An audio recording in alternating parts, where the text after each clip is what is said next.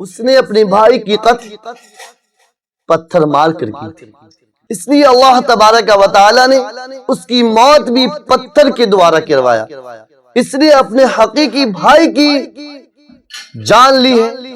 اللہ نے اس کی حقیقی بیٹی کے واسطے سے اس کی جان لی، اس لیے یہ دنیا ہے، اس ہاتھ کیجئے گا تو اس ہاتھ پائیے گا،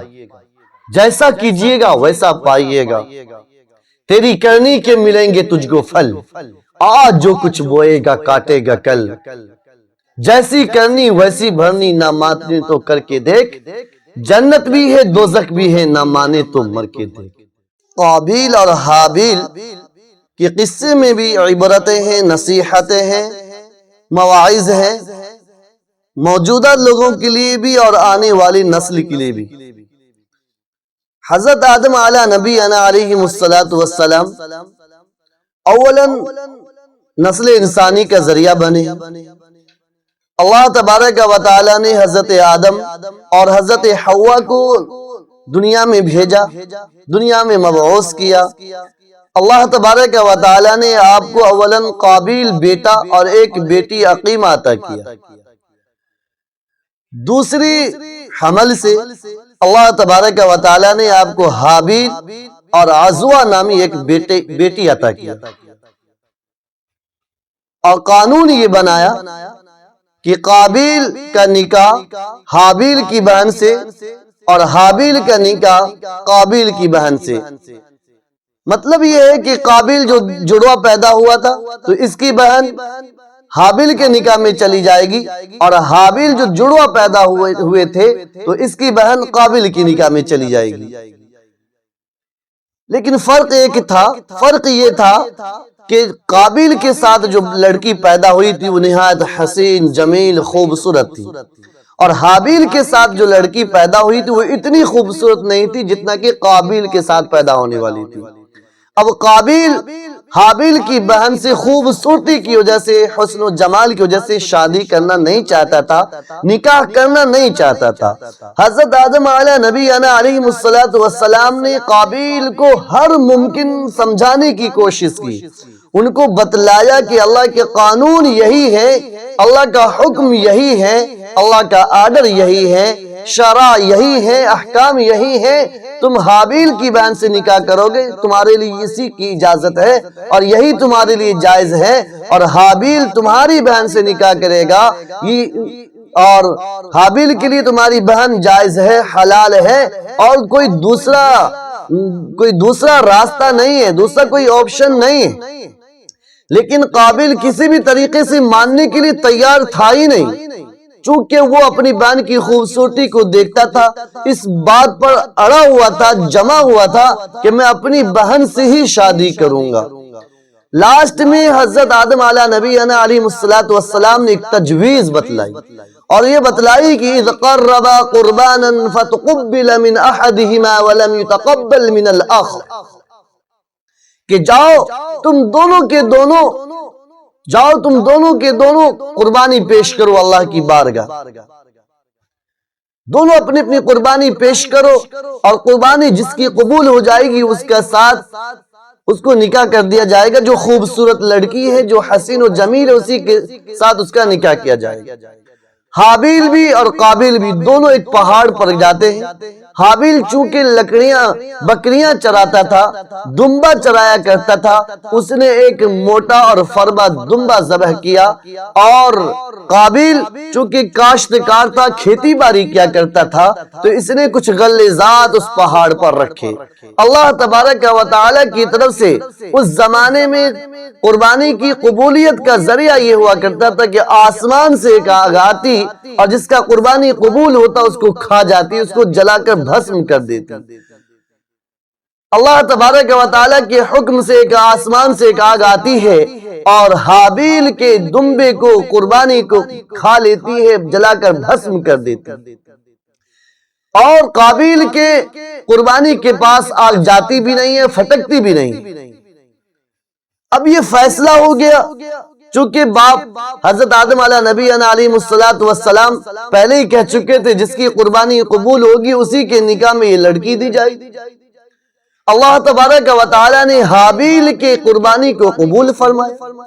اور حضرت آدم نے اس جگہ پر یہ تجویز کیوں پاس کیا، ایسا فیصلہ کیوں دیا؟ وہ جانتے تھے اس بات کو کہ اللہ کا حکم یہی ہے، اور حابیل وہ نہایت نرم مزاج تھے، نہایت ہی متقی پرہیزگار تھے، وہ احکام خداوندی پر عمل کرنے والے تھے، اس لیے حضرت آدم علیہ نبی علیہ السلام کو اس بات کا یقین تھا کہ حابیل کا ہی قربانی اللہ کی بارگاہ میں قبول ہوگا، چونکہ حابیل حق پر ہے، راہ راست پر ہے، صراط مستقیم پر ہے، یہ دیندار ہے، تقوی شعار ہے، یہ خوف خدا میں مرنے جینے والا ہے، اس لیے اس کی قربانی قبول ہونے کا زیادہ امکان۔ جب حابیل کی قربانی اللہ تبارک و تعالی نے قبول کر لی اور ان کی بہن جو تھی عقیمہ، اس سے شادی حابیل کی ہو جاتی ہے، تو یہ قابیل حسد کرنے لگتا ہے، جلنے لگتا ہے، اور اپنے آپ کو برداشت نہیں کر سکا، یہ کہا لَأَقْتُلَنَّكَ، میں ضرور تیرا قتل کر دوں گا، تجھے مار ڈالوں گا، تیری جان لے لوں گا۔ لیکن جان لینے کا کیا طریقہ کار ہوگا، اسے اس کا علم نہیں تھا، اس کا علم نہیں تھا کہ میں اپنے بھائی کا جان کیسے لوں گا، چونکہ اس وقت تک حضرت آدم علیہ نبی علیہ السلام کی اولاد میں سے کوئی مرا ہی نہیں تھا، کسی کو دفن ہی نہیں کیا گیا تھا۔ یہ بڑا سوچ و فکر میں تھا کہ حابیل کا جان کیسے لیا جائے، اس کا مرڈر کیسے کیا جائے، تدبیر کیسے نکالا جائے، تجویز کیسے نکالا جائے۔ حضرت آدم علیہ نبی علیہ السلام اسی مدت میں اب مکہ المکرمہ تشریف لے جاتے ہیں، حج کے لیے اب روانہ ہو جاتے ہیں۔ در رات کے وقت میں قابیل موقع پا کر یہ سوچتا ہے کہ حابیل کو قتل کر دوں، لیکن کرنے کا تدبیر نہیں آ رہا کہ کس چیز سے ماروں۔ ایک شیطان جو ایک کسی جانور کی شکل اختیار کرتا ہے، اور قابیل کے سامنے آ کر ایک پتھر رکھا، اس پتھر پر ایک جانور کا سر رکھا، اور ایک جانور نے ایک پتھر سے اس کے سر پر مارا، گویا کہ اس کے سر کو کچل ڈالا۔ قابیل نے دیکھا کہ ایسے اپنے بھائی کا جان لے سکتا ہوں، اس نے بھی یہی طریقہ اختیار کیا، پتھر اٹھا کر اپنے بھائی کے سر پر دے مارا۔ دوسری روایت یہ آتی ہے کہ قابیل کے سر پر حابیل کے سر پر ایک سانپ آ کر بیٹھ جاتا ہے۔ اب حابیل کی عقل کام نہیں کرتی ہے، کام کرنا چھوڑ دیتا ہے کہ سانپ کو ماروں یا بھائی کو ماروں، سانپ کو کیسے ہٹایا جائے بھائی کے سینے سے، بھائی کے سر پر سے۔ تو سانپ کے مارنے میں ایک پتھر اٹھا کر ایسا پتھر مارتا ہے کہ بھائی کے سر پر لگتا ہے اور اس بھائی کا بھیجا تک باہر آ جاتا ہے۔ بہرکیف قابیل اس لائق بھی نہیں تھا کہ اسے یہ علم ہی نہیں تھا کہ حابیل کو کیسے مارا جائے۔ شیطان نے راستہ دکھلایا، شیطان نے راستہ بتلایا کہ حابیل کو اس طریقے سے قتل کیا جا سکتا ہے۔ قابیل نے اپنے بھائی کو قتل کیا، اس کے بعد اسے یہ علم نہیں تھا کہ اب اس کا کیا کرنا۔ پھر وہ وہاں سے لے کر اپنے بھائی کو کاندھے پر لے کر پیٹھ پر لے کر گھومتا رہا، کئی روز گھومتا رہا، کئی روز نکلتا رہا کہ اس کو کیا کرنا ہے۔ پھر اللہ تبارک و تعالی نے کگا، جسے کوا بھی کہتے ہیں، اور کتابوں میں کوا ہی لکھا ہوا ہوتا ہے، اللہ تبارک و تعالی نے 2 کوے بھیجے، دونوں آپس میں قابیل کے سامنے لڑنے لگے، اور لڑتے لڑتے ایک کوا مر جاتا ہے، دوسرا کوا جو اس کو مار دیتا ہے، اس نے اپنے پنجے اور چنگل سے اور اپنی چونچ سے، اپنے چنگل اور اپنی چونچ سے اس نے زمین کھودی اور ایک گویا کے گڑھا تیار کیا، اس میں پھر اس مردے کو رکھ کر، اس پرندے کو، کوا کو رکھ کر اس نے اوپر سے مٹی ڈال دی۔ اب قابیل کے دماغ میں یہ بات آتی ہے کہ میں بھی اپنے بھائی کے ساتھ ایسا ہی کروں گا۔ قابیل نے بھی اپنے بھائی کے ساتھ ایسا ہی کیا، ایک قبر کھودا اور اپنے بھائی حابیل کو اس میں دفن کر دیا۔ حضرت آدم علیہ نبی علیہ السلام مکہ المکرمہ تشریف لائے ہوئے تھے۔ جب آپ یہاں سے واپس اپنے مقام پر جاتے ہیں تو آپ نے حابیل کو تلاش کیا، آپ نے حابیل کو تلاش کیا، حابیل لاپتہ ہے، کسی کو اس کا علم ہی نہیں ہے کہ قابیل نے حابیل کے ساتھ کیا کیا ہے۔ چونکہ شیطان مخبری کر رہا تھا، شیطان راستہ دکھلا رہا تھا قابیل کو، اس لیے کسی کو اس کا علم ہی نہیں ہے۔ حضرت آدم علیہ نبی علیہ السلام نے اپنی اولادوں سے معلوم کیا، پوچھا کہ حابیل کہاں ہے، کسی نے نہیں بتلایا۔ جب کچھ حضرت آدم بہت پریشان ہوتے ہیں، غم زدہ ہو جاتے ہیں اور روتے ہیں، بلبلاتے ہیں، کھانا پینا تک چھوڑ دیتے ہیں، رات کی نیند آپ کی اڑ جاتی ہے۔ حابیل کی یاد میں ایک روز آپ کی آنکھ لگی، آپ نے حابیل کو دیکھا کہ وہ قبر میں بدر کہہ کر البدر کہہ کر پکار رہا ہے، چیخ رہا ہے کہ مجھے یہاں سے بدر کیا جائے، مجھے یہاں سے نکالا جائے۔ خواب ہی میں حضرت جبرائیل علیہ السلام تشریف لاتے ہیں اور حضرت آدم علیہ نبی علیہ السلام کو اس قبر تک لے جاتے ہیں جہاں حابیل مدفون ہیں، اور وہ جگہ کی نشاندہی کر دیتے ہیں۔ حضرت آدم علیہ نبی علیہ السلام جب بیدار ہوئے تو حضرت حوا کو ساتھ کیا اور اس قبر پر جا پہنچے جہاں پر حابیل دفن تھا، اور پھر قبر کو کھود کر نکالا، دیکھا کہ حابیل کا بھیجا سر سے باہر نکلا ہوا ہے۔ انہوں نے اپنے بیٹے کو اس جگہ سے نکال کر ایک تابوت بنایا اور پھر اس کو اپنے مقام، اپنے گاؤں اور اپنے شہر میں لا کر ان کو دفن کیا گیا۔ میرے دوستو، بھائیو، قابیل اور حابیل کے اس واقعہ سے ہمیں کیا عبرت ملتا ہے، ہمیں کیا سبق ملتا ہے؟ سبق یہ ملتا ہے کہ حسد ایک بری چیز ہے، حسد ایک بری چیز ہے۔ چونکہ قابیل نے جو قتل کیا تھا وہ اس معنی کر کیا تھا کہ اس کی وہ حابیل کی جو اہلیہ بننے والی تھی وہ نہایت حسین و جمیل تھی۔ قابیل جس سے نکاح کرنے کی اجازت تھی وہ اتنی خوبصورت نہیں تھی، اس نے اپنے بھائی سے حسد کیا، اس لیے انجام یہاں تک پہنچا۔ قابیل اپنے بھائی کے قتل کے بعد شرمندہ بھی ہوا،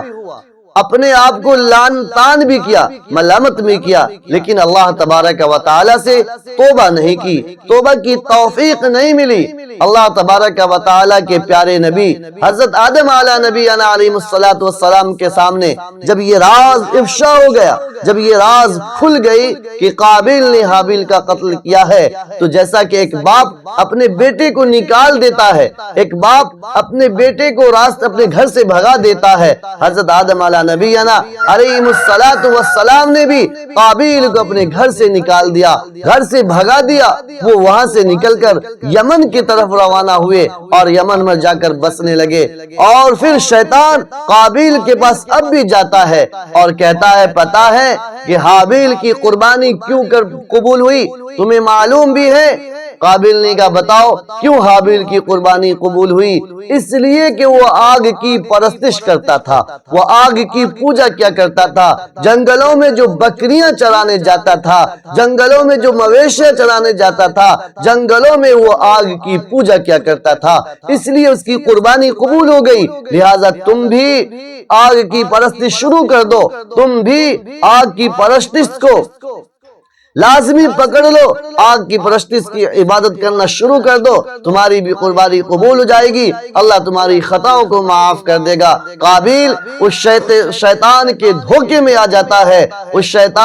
دشمن شیطان کے چکر میں، چال میں آ جاتا ہے، اس کے جال میں پھنس جاتا ہے، اور قابیل نے بھی آتش پرستی شروع کر دی۔ قابیل نے دنیا میں دو سنگین گناہ کا شہرہ اپنے سر لے کر گیا۔ نمبر 1 قتل کا۔ پیارے آقا محمد الرسول اللہ صلی اللہ تعالی علیہ وسلم نے ارشاد فرمایا قیامت کے روز تک جتنے ناحق قتل کیے جاتے رہیں گے، جتنے ناحق مارے جاتے رہیں گے، سب کا گناہ قابیل کے نامہ اعمال میں لکھا جاتا رہے گا۔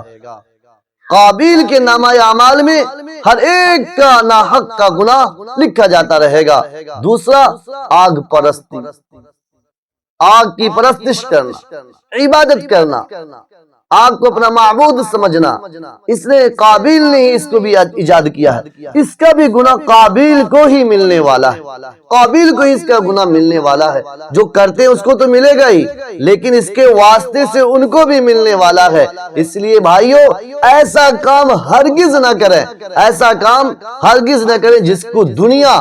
آئیڈیل بنا لے، نمونہ بنا لے، اور پھر اس کا گناہ آپ کے سر لاد دیا جائے، اس کا بوجھ ہمارے اور آپ کے سر لاد دیا جائے۔ کوئی نئی کام جو شریعت میں نہ ہو اس کا اس کو ایجاد مت کیجئے، ورنہ یاد رکھیے کہ آپ کے نامہ اعمال میں قیامت کی صبح تک گناہ لکھا جاتا رہے گا۔ حسد سے بالخصوص بچیے۔ یہی قابیل، مجھے تو کتابوں میں نہیں ملا کہ اس کی شادی کن سے ہوئی، لیکن یہ بات اتنی بات ضرور ملی ہے کہ قابیل کی ایک نابینا بیٹی تھی جس نے پتھر مار کر اپنے باپ قابیل کو شہید کیا، جس نے اپنے باپ قابیل کو پتھر مار کر شہید کر دیا، اور وہ فی نار جہنم کا مصداق بن گیا، چونکہ وہ پرستش آگ پرستش کا مصداق ہو چکا تھا، وہ آگ کی پوجا کیا کرتا تھا۔ حاضرین، اس نے اپنے بھائی کی قتل پتھر مار کر کی، اس لیے اللہ تبارک و تعالی نے اس کی موت بھی پتھر کے دوارا کروایا، اس لیے اپنے حقیقی بھائی کی جان لی ہے، اللہ نے اس کی حقیقی بیٹی کے واسطے سے اس کی جان لی۔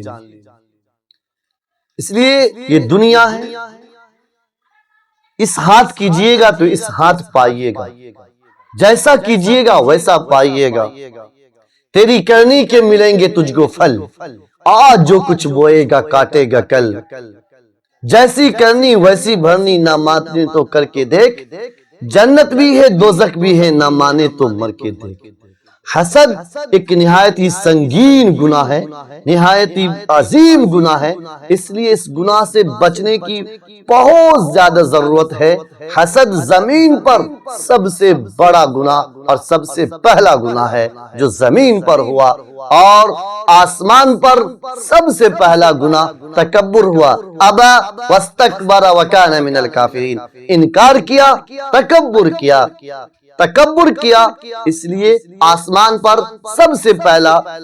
گناہ شیطان نے کیا کہ اس نے تکبر کیا، زمین پر حسد قابیل نے کیا، یہ زمین کا گناہ ہے۔ میں اس طریقے کی بات اور بھی تقریر میں کروں گا، اور انشاءاللہ پھر کبھی کسی موقع سے ان سوالات کو اپنے جوابات مطلوب کروں گا، اور پھر ان پر انشاءاللہ بہت کچھ تو نہیں، کچھ انعامات بھی دیے جائیں گے انشاءاللہ تعالی۔